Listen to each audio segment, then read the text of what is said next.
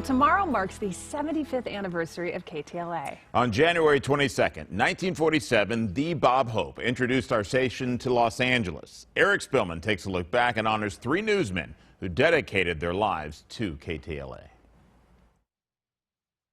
Every day, more than 150 people come together to produce KTLA's newscasts.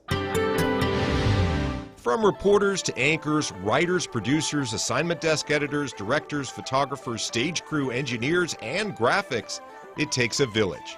As we celebrate KTLA's 75th anniversary, let's take a minute to honor 3 men whose contributions really stand above the rest. Their names, Stan Chambers, Larry McCormick, and Hal Fishman. These 3 newsmen dedicated their lives and careers to KTLA, and they made a monumental impact, not only on KTLA's success, but on the community and the news industry at large. KTLA had been on the air for just 11 months when Stan Chambers arrived. The press secretary of Senator Kennedy is that his condition is very critical. Stan Chambers was always there to report on the major stories, including the first live breaking news story on KTLA, the real-life drama of a young girl trapped in a well, the Bel Air fires, the night Senator Robert F. Kennedy was killed, the LA riots, and the Northridge earthquake. He is coming through now, and there's over the broken rubble. Stan's career at KTLA spanned more than 6 decades. He covered more than 22,000 stories and touched countless lives. Anyone who was fortunate enough to cross paths with Stan would agree that his humanity and his infectious spirit inspired all of us. The deadline for applicants to declare their candidacy for governor is just a week away. Larry McCormick was one of the first black newscasters in the country. Early in his career, he hosted musical programs and radio talk shows, and he appeared in TV and in movies. During his 33 years at KTLA, he reported on everything from the weather to sports, health and fitness reports, to news as the weekend anchor on KTLA's News at 10 broadcast. Awaiting the arrival of Shepherd I and Pope John Paul II. Larry guided audiences through all the historic moments with grace and integrity.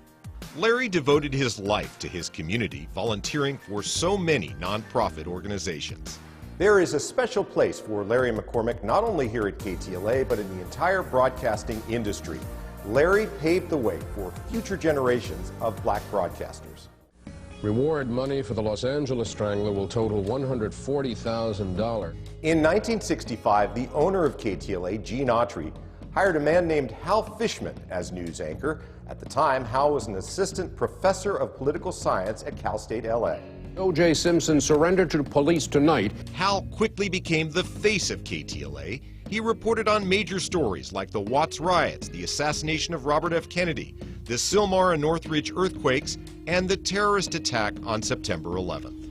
But there was one story that may have made the most impact. Los Angeles Police Department has launched an internal investigation. The beating of Rodney King by LAPD officers. It was reported first by Hal Fishman. Hal was the anchor on KTLA's nighttime newscast and the show's managing editor for 32 years. Just before his death, he was presented with a certificate from the Guinness Book of World Records for serving as the world's longest-running television newscaster. All of us at KTLA have learned so much from Stan, Larry, and Hal.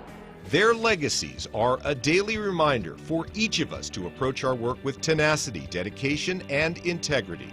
These 3 icons are role models, and without their contributions, KTLA would simply not be what it is today. Stan, Larry, and Hal, we know you're watching, and on behalf of the entire KTLA family, thank you. Legends. So fantastic. We're going to continue to celebrate KTLA's 75th anniversary all year long, really. I mean, the big anniversary is officially tomorrow, but Yes.